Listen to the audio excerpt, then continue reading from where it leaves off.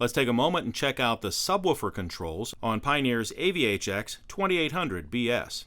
In this video, we'll check out the standard mode two-way operation.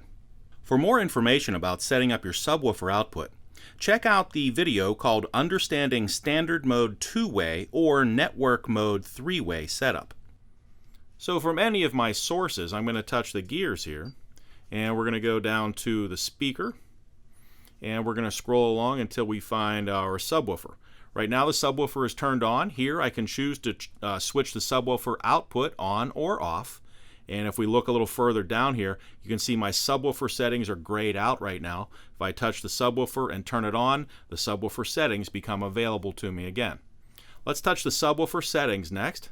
Here we can get to the crossover settings for the subwoofer, and we can use the crossover all the way down to 50 Hertz, or we can bring it out to 200 Hertz, and we can change the slope of the crossover from 6 all the way down to 24 dB per octave. And we have a number of different crossover slopes and crossover points to choose from here. We can also change the phase of the subwoofer output by touching the phase button here. Be sure to experiment in your vehicle to see which phase of the subwoofer, forward or reverse, works best for you. And we can switch the subwoofer crossover or the low pass filter on or off right here. Now to adjust the output of the subwoofer, let's go back up and we'll go to our speaker levels. So here's speaker level, and here is the representation of our subwoofer. Right now it's at a +3.